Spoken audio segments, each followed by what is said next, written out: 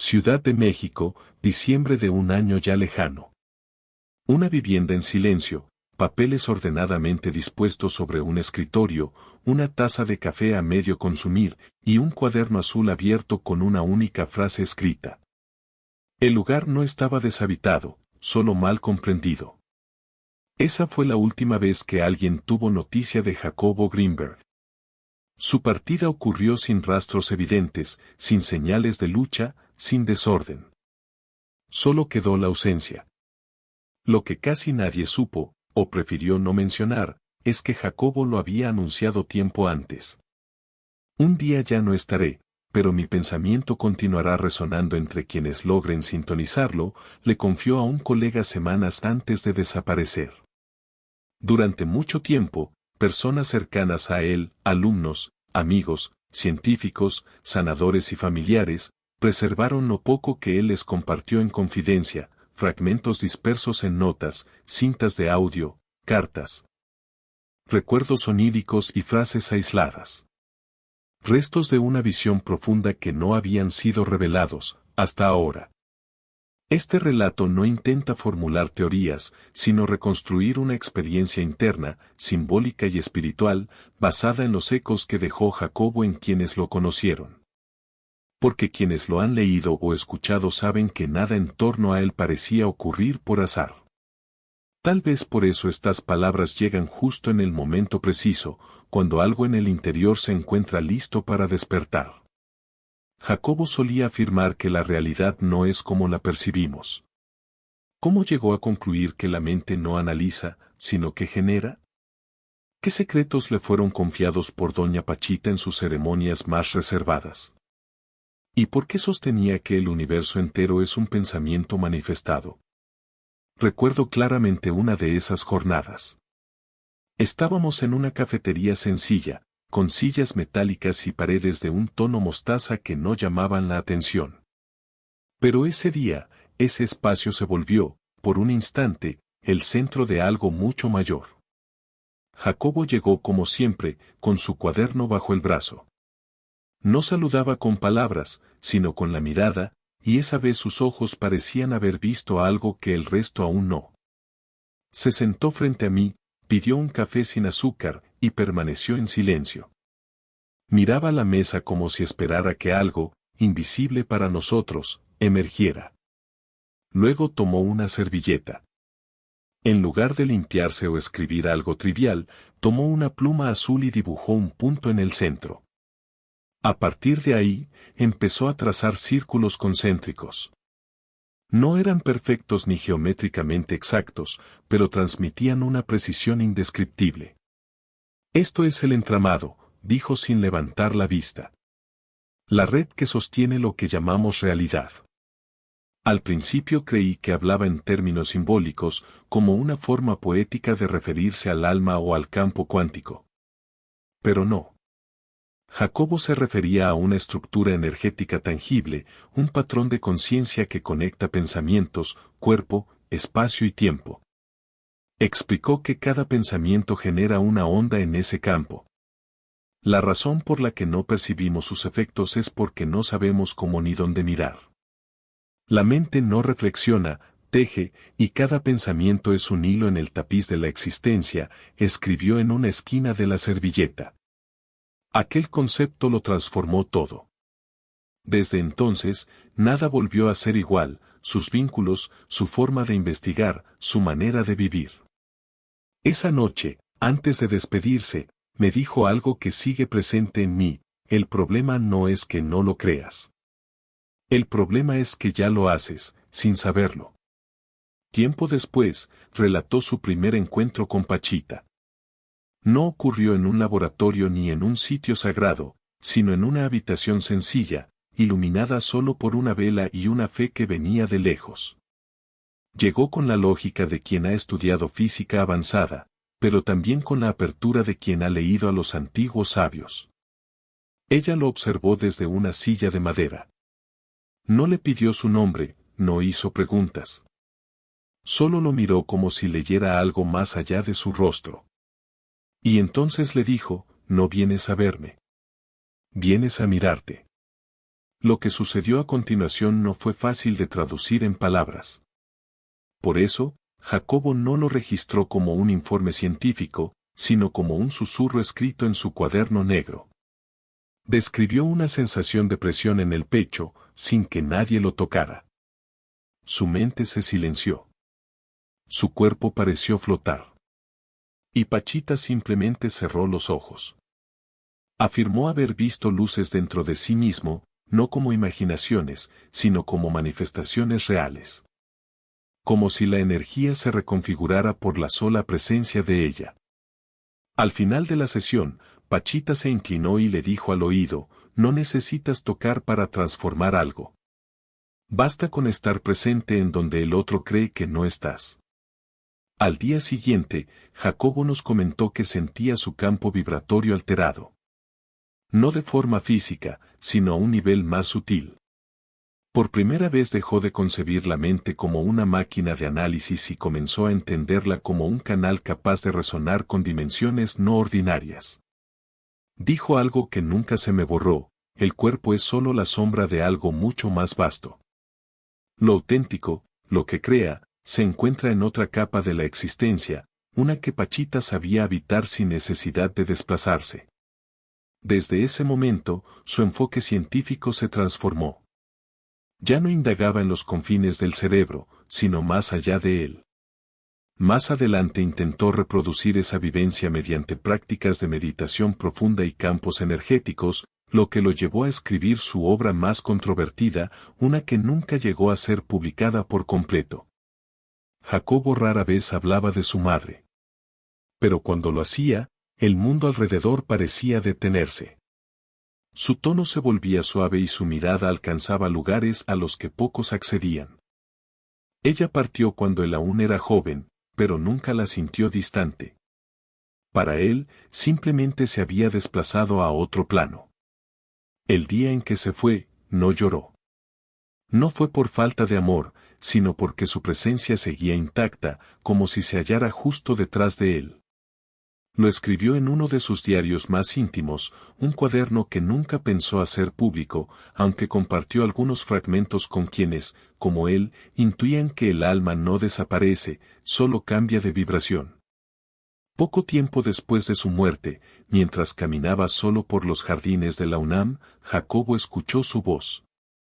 No fue una ilusión ni una evocación del pasado, sino una frase clara, pronunciada con la nitidez de un susurro real: no me busques en las imágenes. Encuéntrame en los espacios entre tus pensamientos. Ese instante transformó su manera de concebir la mente. Comprendió que el cerebro no almacena recuerdos como archivos, sino que los sintoniza, como una antena. La conciencia de su madre no estaba anclada al pasado, sino viva, accesible desde un campo más allá del tiempo. Descubrió entonces que la conciencia no se confina al cuerpo y que el amor auténtico no necesita forma para existir. A partir de ahí, comenzó a investigar lo que llamó una mente no local, una conciencia sin fronteras que trasciende la materia y la duración de la vida. A veces, durante sus estados de contemplación, sentía su presencia no como un eco del pasado, sino como una guía sutil, una inteligencia sin voz, que se comunicaba a través de la intuición. En una ocasión, al hablar de esto, pronunció algo que me estremeció profundamente: la muerte es una lengua mal traducida. Quienes se van, en realidad, solo comienzan a expresarse de otra manera. Con el tiempo, esa vivencia lo impulsó a buscar formas de explorar científicamente la existencia de la conciencia más allá del cuerpo físico. Diseñó un experimento que encontró mucha resistencia. Fue un intento riguroso, implicaba voluntarios capacitados, doble ciego, registros de actividad cerebral y mediciones de campos electromagnéticos. El propósito era observar si la mente podía interactuar con la materia sin contacto físico. Si el pensamiento es energía organizada, escribió, entonces puede modificar lo que toca si existe sintonía. Eligió a 3 personas. Cada una debía enfocarse en una figura geométrica, mientras permanecía aislada del estímulo visual. Sin comunicación, sin pistas, solo concentración. Lo inesperado fue que en los electroencefalogramas apareció actividad en la zona visual del cerebro, como si realmente hubieran percibido las imágenes que nunca vieron. Aún así, cuando presentó los resultados, fueron descartados. Le dijeron que eso no era ciencia, que se acercaba demasiado a lo esotérico. Lo acusaron de comprometer su credibilidad. Su entorno académico se distanció. La institución que antes respaldaba su trabajo dejó de hacerlo. Recuerdo una tarde en su apartamento, cuando me mostró una carpeta repleta de informes tachados con lápiz rojo. En la última hoja había escrito una sola frase: no me creen porque no se permiten creer. Ese día entendí algo esencial. Jacobo no intentaba convencer a nadie. Solo buscaba abrir una puerta para quien estuviera dispuesto a cruzarla. El dilema no era la veracidad de su experiencia, sino la mirada limitada de quienes se negaban a observar desde otro ángulo. Semanas después, ocurrió algo aún más desconcertante. En un estado de conciencia expandida, escribió un extenso texto de más de 20 páginas, del cual no recordaba haber formulado ni una sola oración. Estaba solo en su estudio, con música tibetana de fondo y una iluminación tenue. No tenía intención de escribir, solo quería meditar. Pero después de un rato, sus manos comenzaron a moverse, no con lentitud ni en trance, sino con determinación, como si supieran exactamente qué decir. Durante horas, escribió sin interrupciones, sin editar, sin pensar. Al día siguiente, al leer lo escrito, permaneció en silencio. Me lo mostró sin pronunciar palabra. Le pregunté: ¿esto lo escribiste tú? Respondió: mis manos, sí. Mi mente, no estoy seguro. El texto hablaba de una estructura consciente que sostiene el universo, de la capacidad del pensamiento para alterar el tejido del espacio. De una red viva que une todas las cosas y de un punto de origen donde toda forma se gesta. Muchas de esas ideas aún no las había articulado formalmente, pero ahí estaban, escritas en lo que parecían sus propias palabras, o quizás en las de algo que las utilizó para manifestarse. Contó que, mientras escribía, sentía una presencia detrás de él. No hablaba, pero transmitía. No era una invasión ni un invento. Era un puente. Esa noche, por primera vez, usó un término que evitaba con frecuencia: esto fue canalizado. Más tarde, al leer textos de sabios antiguos, halló frases idénticas, símbolos similares, patrones que ya habían sido descritos en culturas que nunca había estudiado. Y entonces comprendió algo esencial: cuando uno accede al campo de la conciencia universal, no está creando, está recordando lo que ya fue pensado. Ese manuscrito nunca llegó a publicarse, pero Jacobo guardó copias en sobres cerrados, que entregó a personas que, según él, podrían entenderlo. Uno de esos sobres llegó a mis manos. En su interior, una nota decía: si alguna vez me pierdo, que estas palabras permanezcan. Días más tarde, experimentó algo que transformó incluso su noción del tiempo. Dijo que, por primera vez, dejó de percibir la secuencia temporal. A partir de ahí, comenzó a cuestionarse si realmente seguía dentro de los límites de este mundo. Hay momentos en que uno escribe y siente que no es uno mismo quien habla. Palabras, ideas o imágenes que parecen surgir de otra parte. Jacobo decía que eso no era fantasía. Era acceso. Tal vez esa vivencia fue más concreta de lo que parece. Duró apenas un parpadeo, aunque se sintió como una eternidad. Jacobo la describía como una interrupción fuera del flujo cronológico, un momento suspendido donde el tiempo pareció curvarse o disolverse. Era domingo.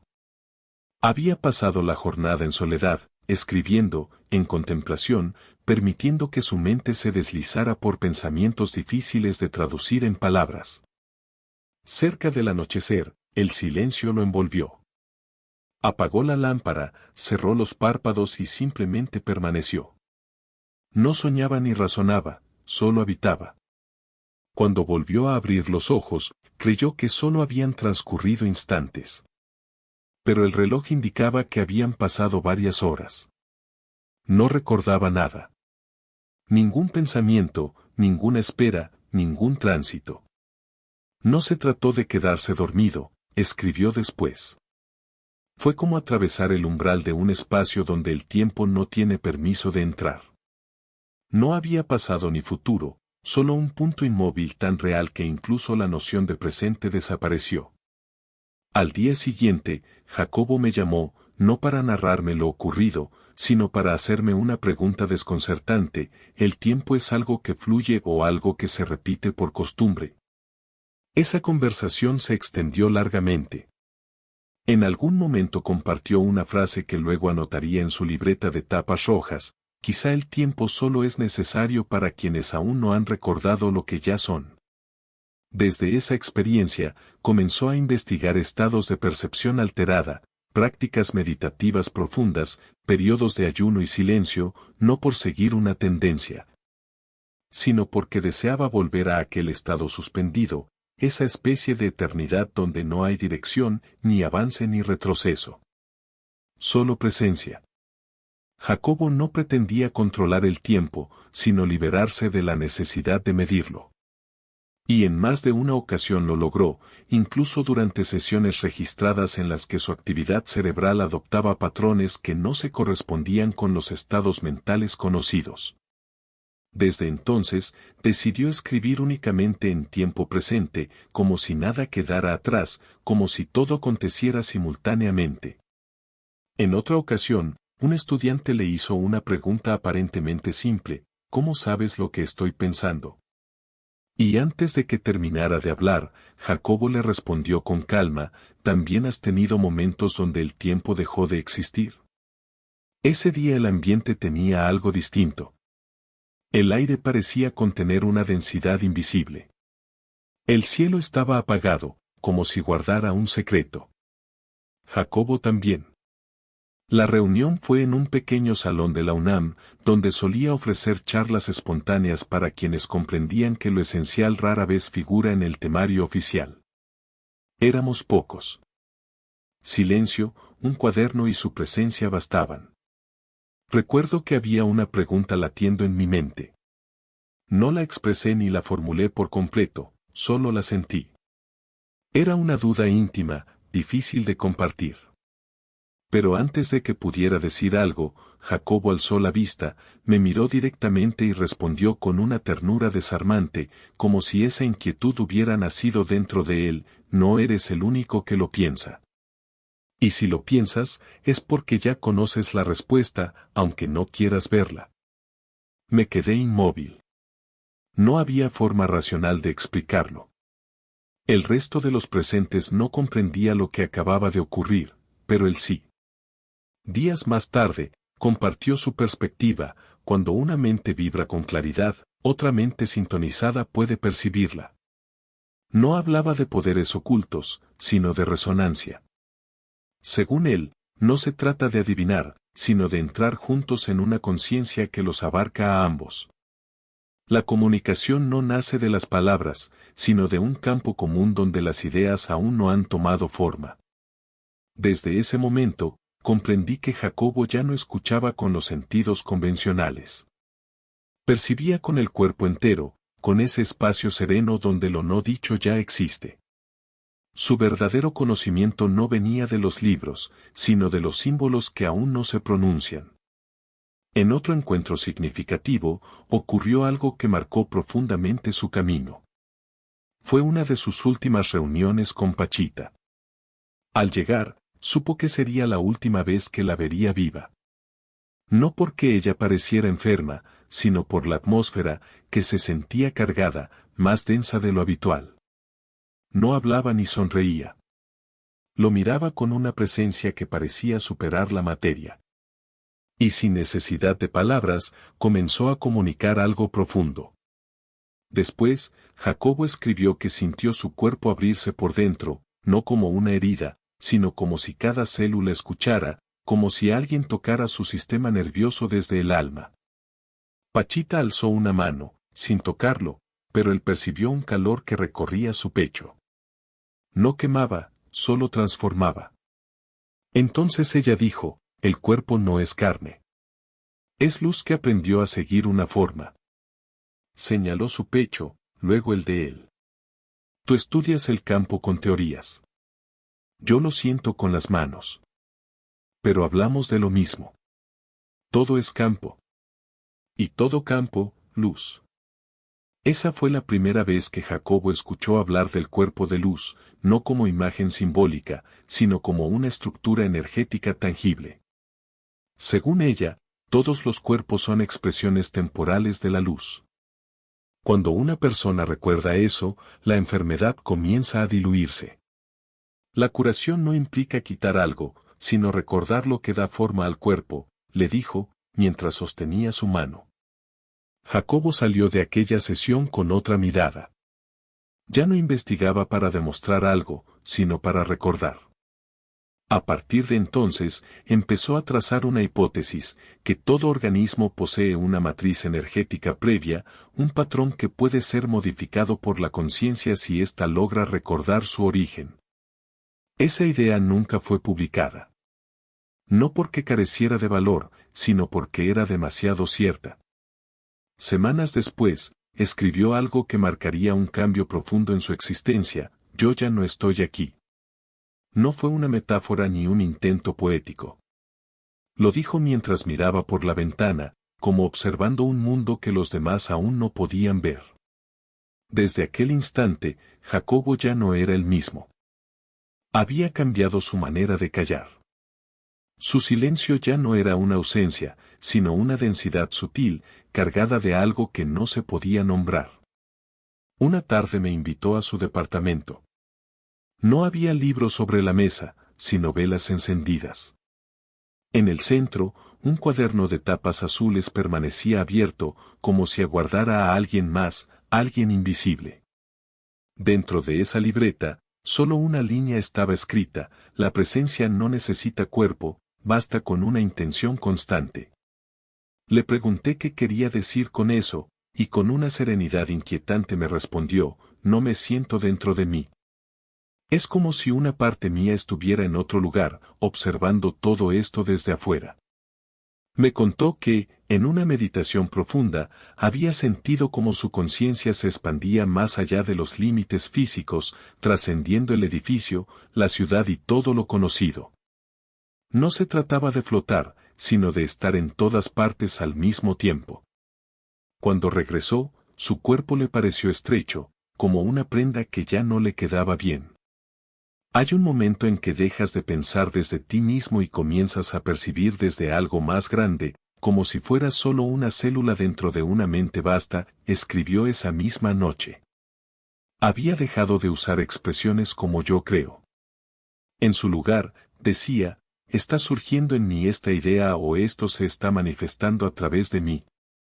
No era modestia, sino una especie de exactitud energética.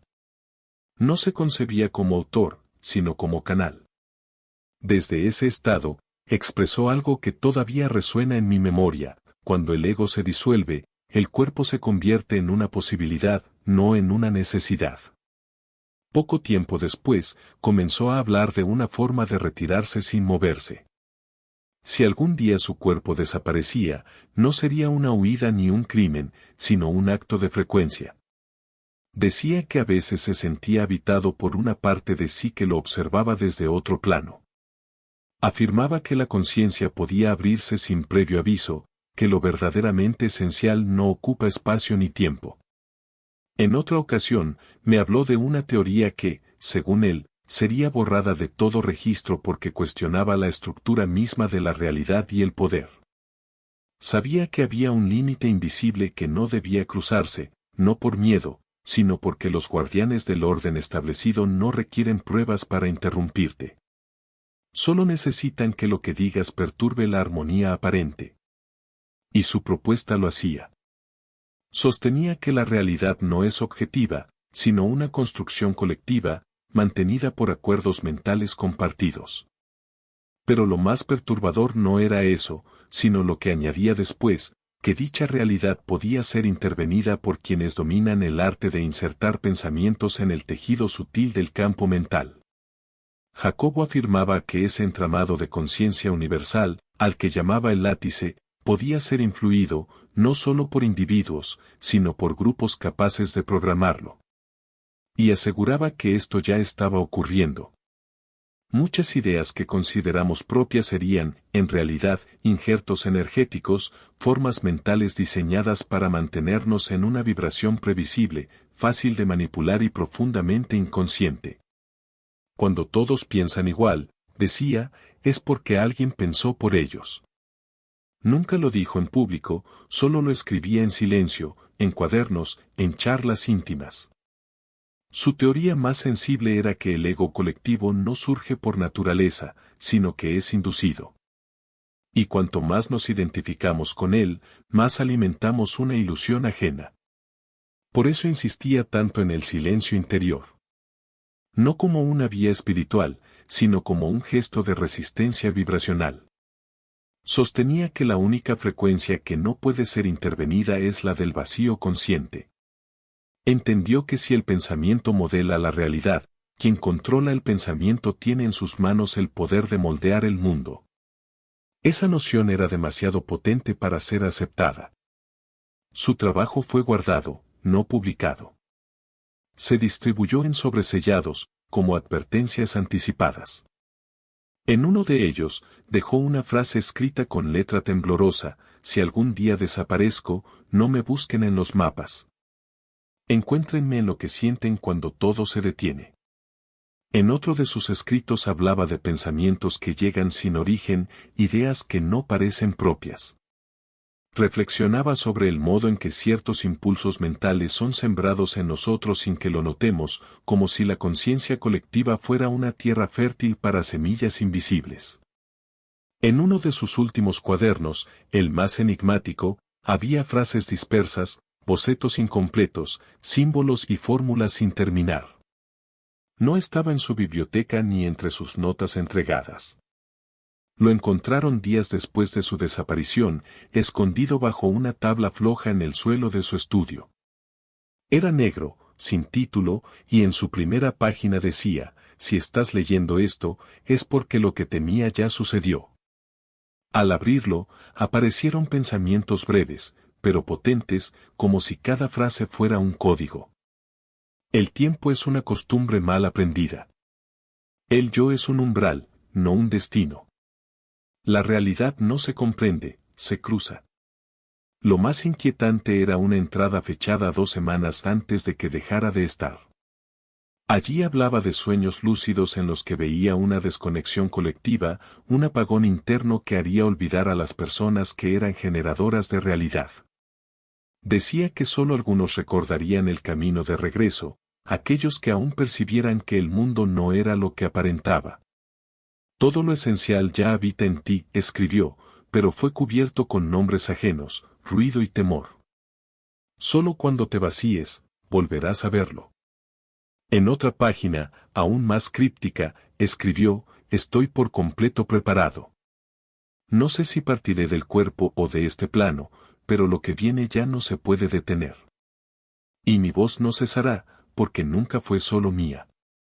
Ese cuaderno permaneció oculto durante años, hasta que uno de sus antiguos discípulos, guiado por un impulso inexplicable, compartió algunas de sus páginas. Así fue como muchas de estas ideas comenzaron a reaparecer, dispersas, como fragmentos de una memoria más antigua que todos nosotros. ¿Has sentido alguna vez que ciertas palabras no se escuchan por primera vez, sino que se evocan desde un rincón olvidado del ser? Hay frases que no se comprenden, sino que se recuerdan, como si emergieran de una memoria más antigua que el pensamiento. En el fragmento siguiente se hablará del silencio.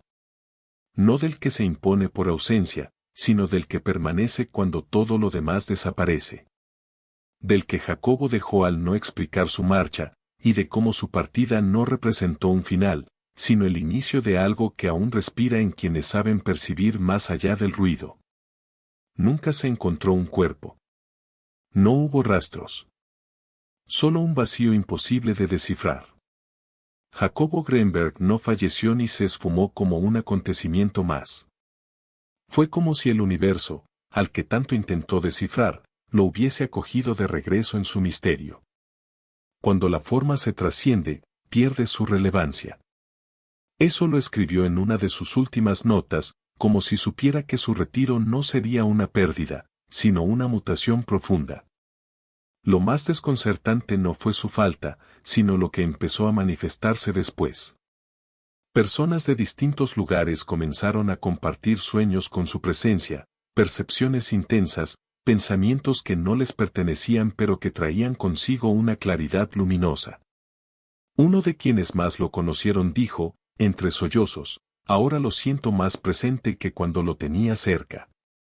Y en ese instante, comprendimos algo esencial. Jacobo no buscaba seguidores. Deseaba que cada uno reconociera aquello que siempre ha habitado en su interior.